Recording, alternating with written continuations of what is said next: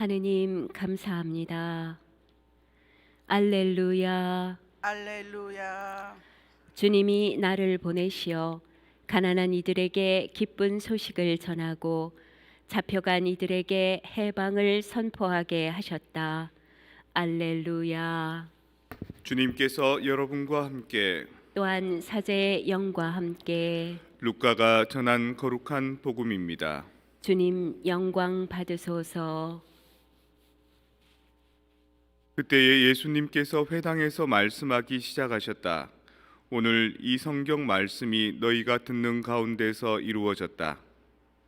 그러자 모두 그분을 좋게 말하며 그분의 입에서 나오는 은총의 말씀에 놀라워하였다. 그러면서 저 사람은 요셉의 아들이 아닌가 하고 말하였다. 예수님께서는 그들에게 이르셨다. 너희는 틀림없이 의사야 내 병이나 고쳐라 하는 속담을 들며 내가 가파르나움에서 하였다고 우리가 들은 그 일들을 여기 내 고향에서도 해보라 할 것이다. 그리고 계속 이르셨다. 내가 진실로 너희에게 말한다. 어떠한 예언자도 자기 고향에서는 환영을 받지 못한다. 내가 참으로 너희에게 말한다. 3년 6개월 동안 하늘이 닫혀 온 땅에 큰 기근이 들었던 엘리야 때에 이스라엘에 과부가 많이 있었다. 그러나 엘리야는 그들 가운데 아무에게도 파견되지 않고 시돈 지방 사렙다의 과부에게만 파견되었다. 또 엘리사 예언자 시대에 이스라엘에는 나병 환자가 많이 있었다. 그러나 그들 가운데 아무도 깨끗해지지 않고 시리아 사람 나아만만 깨끗해졌다. 회당에 있던 모든 사람들은 이 말씀을 듣고 화가 잔뜩 났다. 그래서 그들은 들고 일어나 예수님을 고을 밖으로 내몰았다. 그 고을은 산 위에 지어져 있었는데 그들은 예수님을 그 벼랑까지 끌고 가 거기에 떨어뜨리려고 하였다. 그러나 예수님께서는 그들 한가운데를 가로질러 떠나가셨다. 주님의 말씀입니다. 그리스도님 찬미합니다. 평화를 빕니다. 평화를 빕니다. 불교에서 기도할 때 목탁 두드리시죠? 목탁 왜 두드릴까요? 목탁의 원래 이름은 목어라 그럽니다.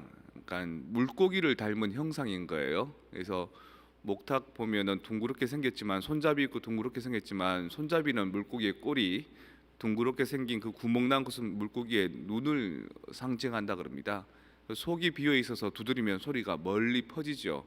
그러니까 수행자들아, 수도승들아, 너희들 수도 정진할 때 물고기처럼 눈 감지 말고 잠자지 말고 계속 꾸준히 수양해라 이런 뜻이라 그럽니다.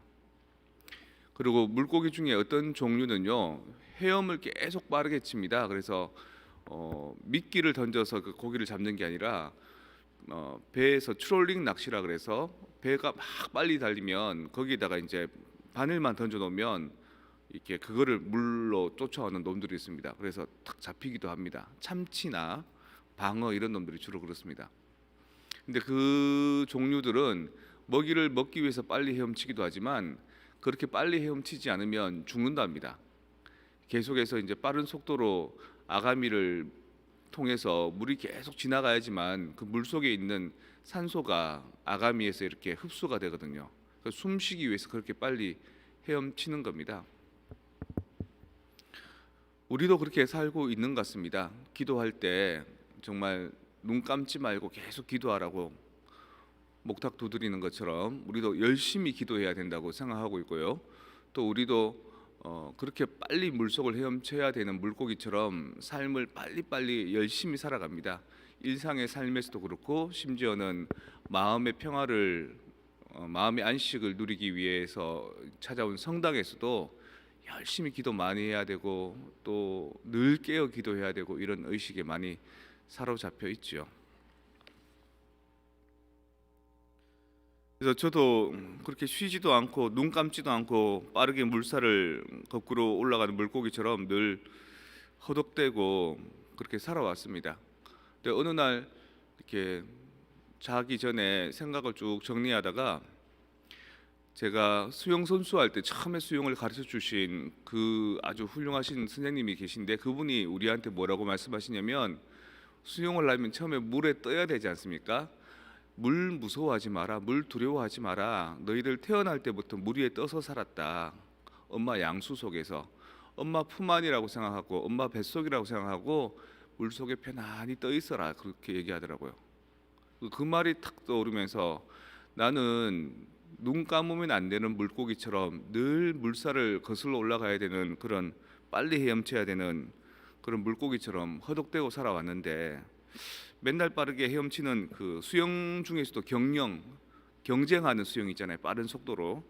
그런 것처럼 어프 허덕대면서 그 살아왔는데, 오늘 미사를 준비하면서 나도 좀 신앙 안에서도 삶 안에서도 물 위에 좀 둥둥 떠 있고 싶다, 엄마 품처럼, 그런 생각이 듭니다.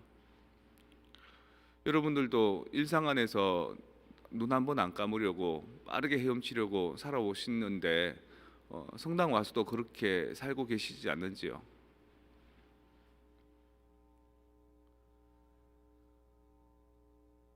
우리가 살고 있는 방식 중에 하나가 사실은 내가 물고기인 줄 아는 겁니다. 내가 눈 감으면 안 되는 줄 알고 내가 끊임없이 헤엄치지 않으면 죽는 줄 아는데, 그렇지 않다는 거죠.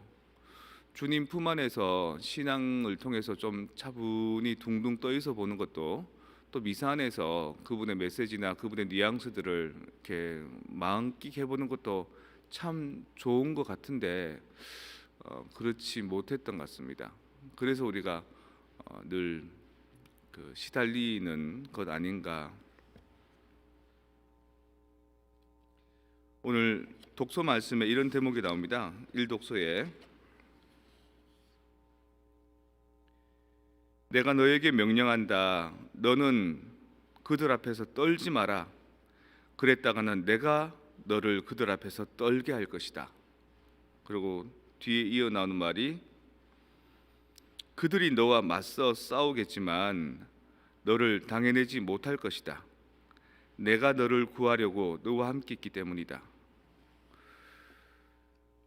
떨지 마라. 그들 앞에서 떨지 마라. 그리고 그들이 너희를 이기려고 하겠지만 너를 절대 이기지 못할 것이다. 내가 너와 함께 있기 때문이다. 이 말이 그들이 그 누군가가 나를 방해하는 게 아니라 내 안에 들어있는 또 다른 나를 판단하고 파악하는 시야가 나로 하여금 자꾸 이렇게 몰아붙이는 게 아닌가. 오히려 내 삶 안에서, 내 신앙 안에서 막 불편해하고 떨고 너무 열심히 살아야 된다는 그런 강박관념보다 조금 이제 편안하게, 그리고 나답게 이렇게 나를 발견하면서 나를 진단하면서 살아야 되는데 우리 이제 그렇게 못했던 거죠. 예수님께서 오늘 회당에서 이제 좋은 말씀을 선포하시고 난 뒤에 그분을 좋게 생각했다라고 얘기합니다. 하지만 그 대목 한 줄 채 내려가기 전에 그분의 입에서 나오는 은총의 말씀에 놀라워하였는데 그러면서 저 사람은 요셉의 아들이 아닌가 하고 말하였다, 이런 대목이 나옵니다. 그러니까 참 좋네, 저 사람 훌륭하네라고 하면서 곧 바로 이어서 저 사람은 그런데 그럴 만한 사람이 아니잖아, 이런 의심이 나오는 겁니다. 누군가가 나를 저평가하는 게 아니라 사실은 내 안에서 끊임없이 나를 저평가하는 겁니다. 내가 저 사람만큼 못한데, 내가 이 사람만큼 못한데, 내가 가지고 있는 능력이 그렇게 안 되는데 라는 타인과의 컴피티션이 아니라 내 안에서 끊임없이 나를 괴롭히는 것, 내 안에서 끊임없이 나를 떨게 하는 것. 근데 주님께서는 오늘 독서 말씀 통해서 떨지 마라. 네가 너 자신에 대해서 떨면은 정말 저 사람들 앞에서 네가 떨게 될 것이다. 자신감 가져라, 그렇게 얘기합니다. 네 안에서 뭔가 너를 이겨먹으려고 하는 너의 불편한 마음들이 들겠지만 그거 절대로 너를 이기지 못할 것이다. 너의 진정성 있는 원래 모습대로 살아라 라고 말씀하시는 겁니다. 불교에서는 물고기가 잠을 안 잔다고 생각했기 때문에 목탁을 두드리면서 수도 정진을 외치지만 사실 물고기 잡니다. 물고기 자고 눈 뜨고 잡니다. 그리고 가끔씩은 눈 감는 물고기도 있습니다. 사람처럼 눈꺼풀이 위에서 안 내려오고 밑에서 이렇게 올라가서 그렇지. 그러니까 우리가 만들어내온 어떤 허상들, 또 우리 것이 아닌데 우리 것인 양 살아가야 되는 어떤 강박관념들이 우리를 지배하고 있다는 겁니다. 그거 불교 겁니다. 불교에 수행하시는 분들은 그렇게 해야 되겠지만 우리 천주교 신자들은 성당에 와서 기도 많이 해야 되고 뭔가 집중해야 되고 뭔가 열심히 살아야 되고 삶 안에서도 그렇게 바지런하게 살아야지만 숨 쉴 수 있는 게 아니라 그냥 한번 가만히 놔두십시오. 특히 이 성전 안을 어머니의 태중에 있는 것처럼, 또 마치 물로 가득 찬 곳에서 우리가 몸에 둥둥 떠 있는 것처럼 뭐 대단하게 열심히 안 해도 다 숨 쉴 수 있습니다. 살 수 있습니다. 그리고 주님께서 우리를 든든하게 지켜주십니다. 조금씩 우리는 우리의 본연의 가치를 찾아가야 되는데, 우리의 본연의 가치를 가로막는 것은 외부에 있지 않고 내 자신에 대한 강박관념들, 내 자신에 대한 스스로의 저평가들, 그리고 나 자신에 대한 제대로 나를 인정하지 못하는 심리들과 마음이 나를 제일 불편하게 만들었던 것 같습니다.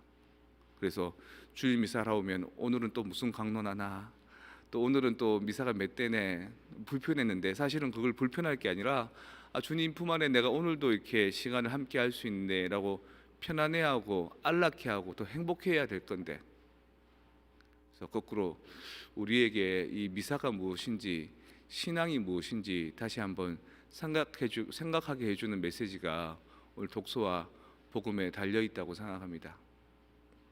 여러분들 편안하십시오. 그런 말이 있습니다. 민한 놈이 근한 놈을 못 이기고 근한 놈이 노는 놈을 못 이긴다, 이런 말이 있습니다. 민한 놈이라는 것은 똑똑한 명민한 영민한 놈이 근한 성실한 근면성실한 사람을 못 이기고, 근면성실한 사람이 아무리 열심히 해도 그걸 즐기고 노는 사람을 못 이긴다, 그럽니다. 그래서 솔로몬 같은 경우는 되게 지혜로운 사람 아닙니까? 그 지혜롭고 영민한 사람이 자기 아버지 다윗만큼 못합니다. 다윗만큼 꾸준히 주님을 찬미하고 주님을 위해서 마음을 모았던 그 성실함을 이기지 못합니다. 하지만 그 다윗도 성모님처럼 마니피캇을 부르면서 주님 안에서 내 영혼이 주님을 찬양하고 나를 구하신 하느님께 내 마음 기뻐 뛰노는 그런 주님과 함께 어우러지는, 함께 놀 수 있는 그런 또 신앙을 이기지 못합니다. 우리는 과연 신앙 안에서 너무 똑똑하게 신앙생활 하려고 하지 않는지, 아니면 너무 부지런하게 근면성실하게 신앙하려고 하지 않는지, 그것보다 가장 좋은 거는 신앙과 함께 노는 건데, 신앙과 함께 어우러지는 거고, 신앙의 바다 속에서 풍덩 잠겨서 둥둥 떠 있는 건데, 신앙의 바다는 열심히 헤엄치지 않아도 숨 쉴 수 있고, 신앙의 바다는 눈 감고 자도 괜찮습니다. 너무 깨어 기도하라는 그 의식 때문에 신앙생활 너무 큰 부담 갖지 마시고, 여러분들의 내면을 찾을 수 있는, 본질을 찾을 수 있는 삶의 방향과 에너지를 듬뿍 담아갈 수 있는 그런 한 주간 되었으면 좋겠습니다.